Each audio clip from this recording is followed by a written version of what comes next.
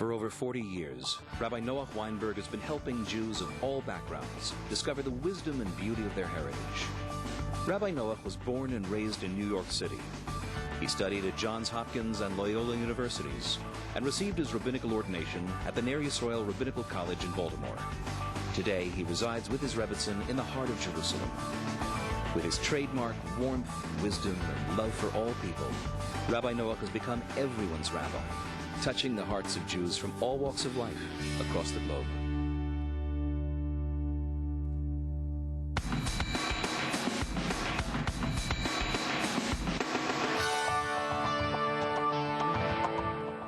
Of course, definitely friendly people, friendly people. Is that a question? We're friendly people. If you're not friendly, you're nobody and you're losing out on all the fun of life. Being friendly is really important, making everyone feel welcome, and it's a great, great thing. Absolutely, because I want to be treated kindly and with respect. And if you don't treat others kindly with respect, they'll never see you in that way. When you're friendly to someone, you can make their day and make them feel like 100 times better than they feel, and it just boosts their self-esteem. Should I be friendly to people? Everyone should be friendly to people. I think that's going to be the answer to world peace. You should be friendly to every human being, except the guy who's trying to kill you.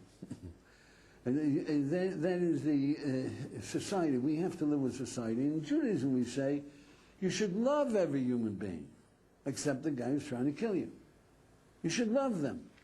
You should know how gorgeous every human being is.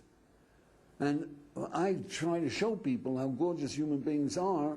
I say, look, if you're traveling in Romania, and you don't know the language, and you're trying to buy a Coke, and they don't even understand what the heck you're talking about, and you can't understand them, and you're yelling at each other, and then you hear somebody speaking broken English in the background, yeah? You turn, you say, my friend, where are you from? What a pleasure. Well, how did you get here? Hey, let's sit down and have a Coke. Why? He's gorgeous. He speaks English, and you speak English. People who can speak English, a human being who can speak English is gorgeous when there's none around. Yeah? But when you come to New York and all of them are babbling English, you say, get out of here, too many of you, scram. Yeah? Look, every human being is absolutely gorgeous. They want to be good. They'll die to be good. They want to understand. They want to live. They want to love their children. They want pleasure. They are live beings. They're in the image of God. You got to be able to appreciate it. That's all. But friendly? That's the only way you can have social intercourse. You're friendly. You help everybody. That's not love yet. It's just plain simple the oil of the grease that society works on.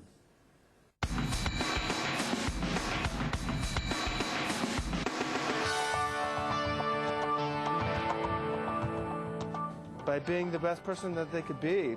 You have to love yourself first. Do favors for everyone. Smile. So if you walk around always positive and always trying to please other people, even in the slightest way of just smiling at them, then that's how people will start to like you. We have to be able to give of ourselves in order to be able to receive. For other people to love you, you just have to be honest with yourself. You can't make someone love you. You just make yourself someone that's lovable. Don't look bad at yourself, because if you look bad at yourself, other people will look bad at you. You want people to love you? Love them. There's no greater gift than love. There's no greater gift than love. But the easiest way to get people to love you, and the cheapest way, gifts cost money. The cheapest way is compliments.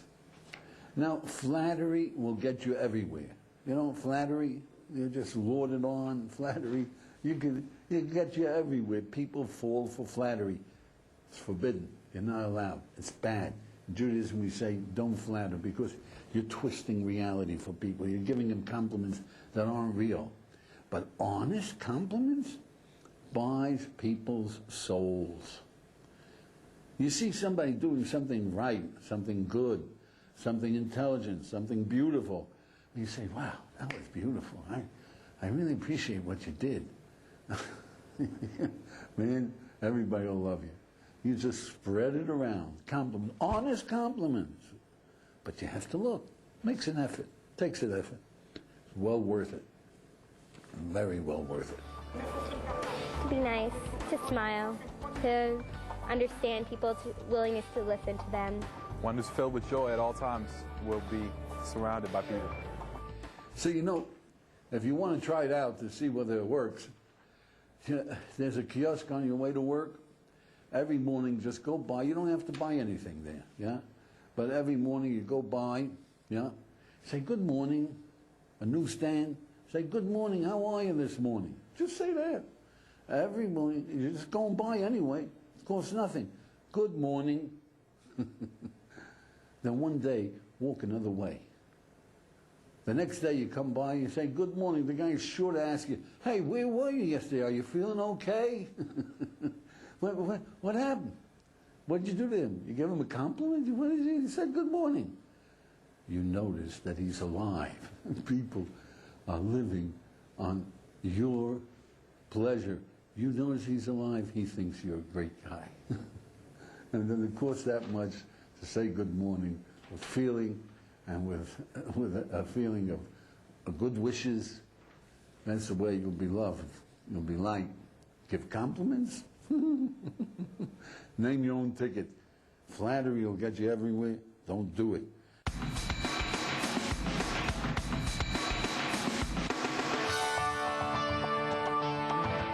By loving himself. By giving, acting like you love them.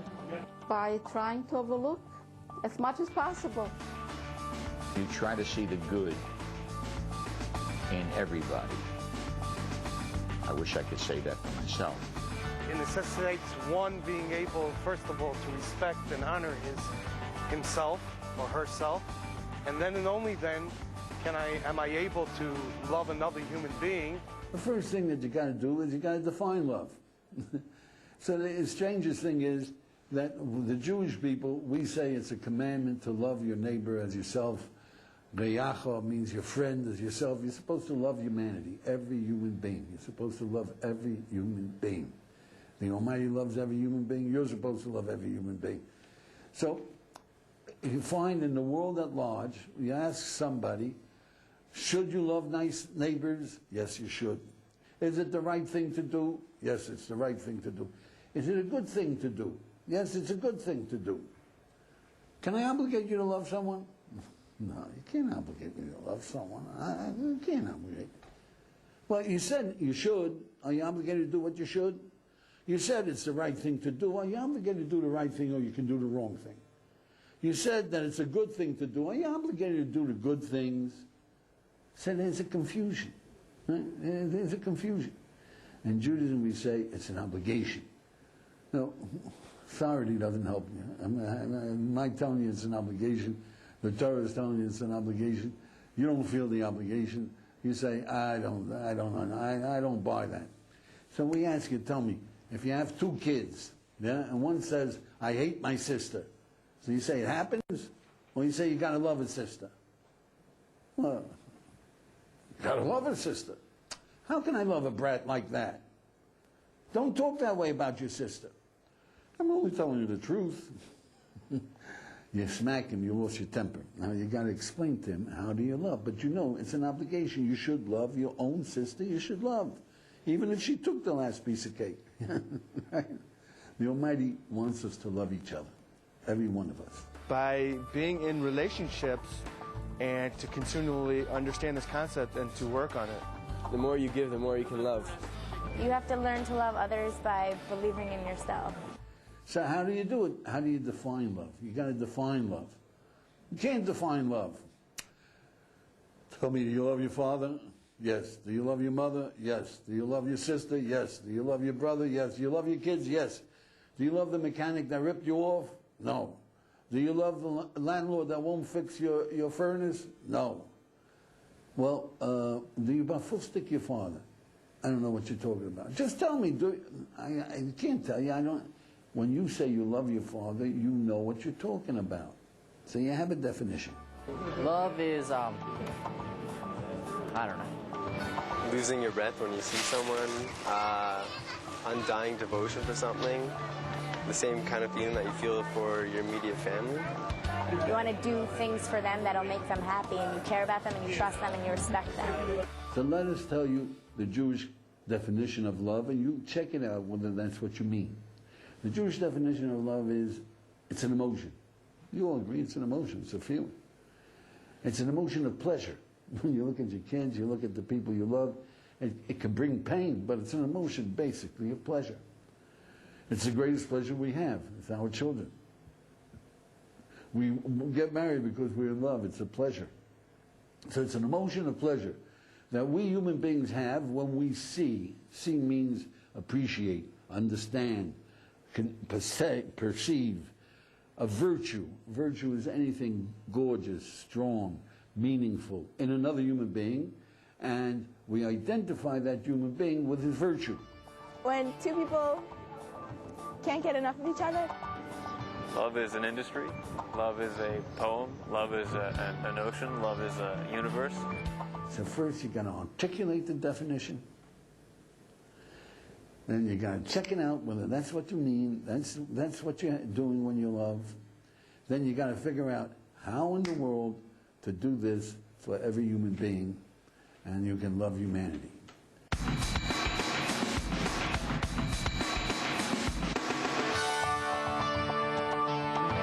I think it just happens. It just happens, you know? Yeah, you don't always choose them, you find them. Best friends are really hard to come by and to choose. So the first thing that you have to look for in a friend is a commitment, a loyalty. To what? To living. You don't want a loyalty to play tennis every Sunday. If he doesn't come every Sunday, drop him too. But that's not what a friend is. A friend is for living together. To tell you where you're making a mistake, you tell him. To discuss problems, to discuss things that really bother you. Like, what is really life about? You thought about it, he thought about it. Well, did you ever talk to anybody about it? Yeah, sometimes, but get a friend, discuss it. How do you take care of your wife? You have problems with your children. You want to know how to use your potential. You got a piece of wisdom. Share it with a friend. It's for life. A friendship is for life. Two are better than one. Two heads are better than one. Don't go alone. Make it a team. If you can get 3 friends, you're much better off. But if you really want to win, make a circle of 10 friends, and all for one and one for all, and you'll be great. I would choose a best friend on personality and character traits. A best friend is someone who I choose is personally that I grew up with them and they've been there for me. One who can challenge you and stimulate you to grow. One who tells you when you're wrong and you can accept that. By seeing if it cares for you as much as you care for yourself. So real friendship is commitment. Commitment to what? To life. You have to find out what kind of life does your friend want to live. Look around. Don't let it be a happening. Choose your friend.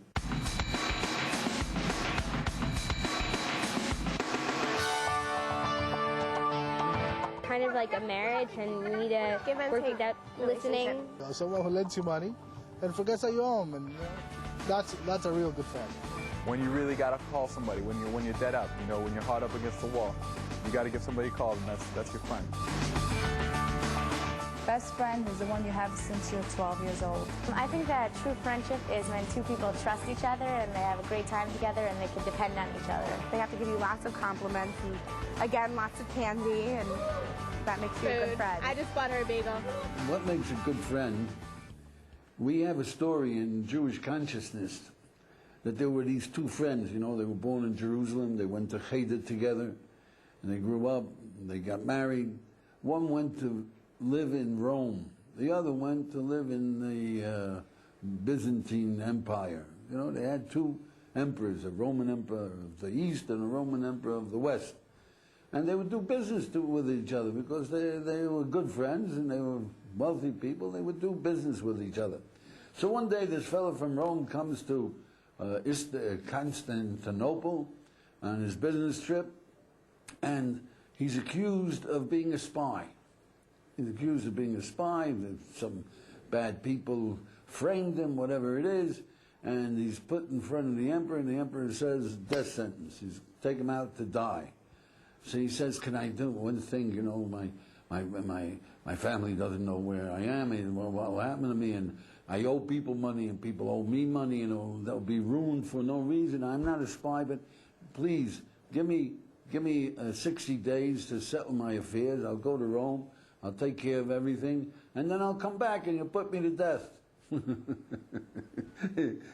going to come back to be put to death. Come on, don't be an idiot. He said, well, I have a guarantor. I have somebody here in Constantinople that will be a guarantor. He'll stay in jail, he'll wait for me, and if I don't come back, he'll be willing to go to be put to death in my stead. The emperor says, what are you? Go ahead, bring me your guarantor. I want to see something like that. So he brings him the guarantor, his old friend. His friend says, no problem. He's going to stay in jail. He'll wait. And the emperor says, I know there's one crackpot. Let me see if you're going to come back. Go ahead. You got 60 days. So off he goes. He runs, gets a boat, goes to Rome, tells his family what happened. And he tells them where the money is and who owes him money and what they did. And he starts off in good enough time to come back before the 60 days are up, and he had no question he's going to make it. But those were days of sails, you know. Sails, no wind, be calm. 1 day, 2 days, 5 days. And he's losing time, and he's worried about his friend, what's going to be. Finally, the wind comes up, he hits shore, he buys a pack of horses, he kills one horse running and another horse running and another horse running, and finally he gets there, but it's dawn of the 60th day. And he runs in, but they already took out his friend, and they're going to execute him. He runs up to the executioner and he says, hey, you're making a mistake, I'm the spy. He's just the guarantor. I'm back. I go, you got to kill me. The executioner takes a look at him and sure, but it makes sense. He's the spy. This is just a guarantor. So he lets the friend go. And he says, okay, we'll kill you. The friend says, no, he was late. I'm the guarantor. I'm the guy you got to kill. He doesn't get killed. It's me. And they're fighting it out. And there's a big tumult in the whole town. And the emperor hears the tumult. And the emperor says, what's going on? They tell the emperor what's going on. He calls them both in. And they argue in front of the emperor. And the emperor says to them, you know what? I'll let you both go on one condition. You make me a third friend. And this is what the Torah says. Love your neighbor as yourself. I am God. If you love your neighbor as yourself, then make me a third friend. You see, it's not a neighbor, it's a friend. The Almighty says, make me a third friend.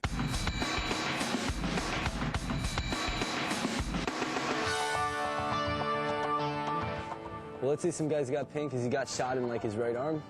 So I guess you gotta like punch him in the left arm. Won't feel it anymore. Give him painkillers. By letting him hear what he wants to hear, not the truth. Empathize with their situation and to just try to understand and just try to be there for them. Feel for him. Feel for him more on the level that he's a fellow man and he needs you right now. The first thing of helping people in pain is like we have a custom. It's a law in Judaism that when somebody loses a loved one, he says shiva, and people come to comfort the mourners. That's what it's called, nichum avelim, to comfort the mourners.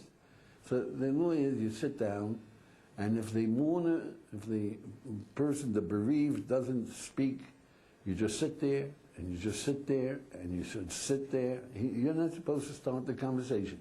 He's got to start the conversation. If he starts the conversation, then you go on. But if not, you sit there for 5, 10, 15 minutes, as much as time as you allotted, and then you get up and you say, may the Almighty comfort you amongst the mourners of Zion. So, what did you do for those 15 minutes? You were there. And that is alleviating his pain. Human beings are social creatures. We're all one. The fact that someone is with me when I'm in pain and cares about it and feels for it helps all of us, helps every human being that's in pain. And I want you to know, the same thing goes the other way. If you have joy, you know, you're marrying off your kid, nobody shows up, that's pretty bad, yeah? If people show up and they say, wonderful, mazel tov, and you feel that joy, you feel they're participating in your joy is much better. We're all one, we're all humanity. Understand their sorrow. Talk to them, help them. Just to let him know that you understand what he's going through. When you hear an ambulance going by, the Jewish custom is that you say a prayer for whoever it is, whoever needs this ambulance, yeah? Because a human being is suffering.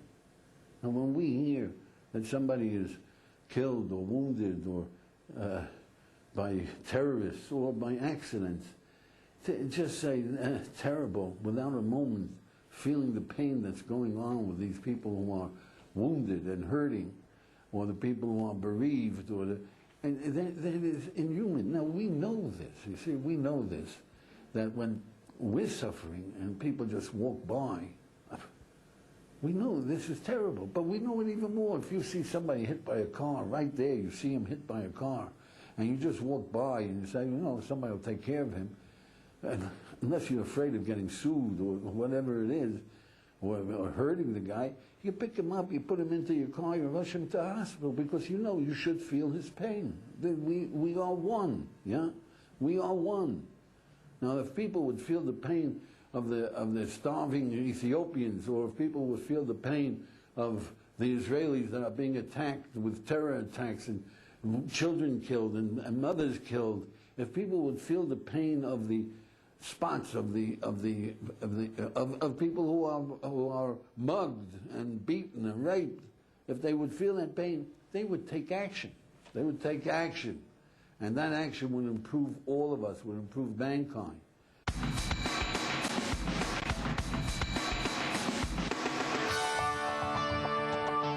Well, as long as the friend's willing to help himself, then you can be there for him and show him what works for you. Try to talk to them just as a friend to a friend. Tell him what he has to improve in.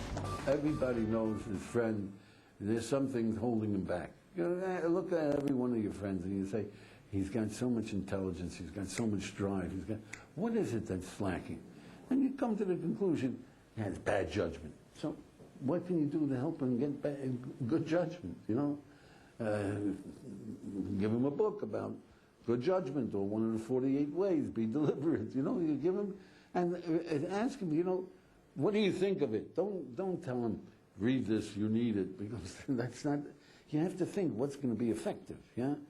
But you have friends, you have children, you have relatives that you know could be much greater than they are. They need somebody from the outside help to lift them. If you take the time to think what is holding them back, and then give them a way to overcome it, then you're really helping people. That's even more than charity. That's really helping people to be independent. Be like active with them, help them. Can they correct what you're doing wrong without hurting your feelings?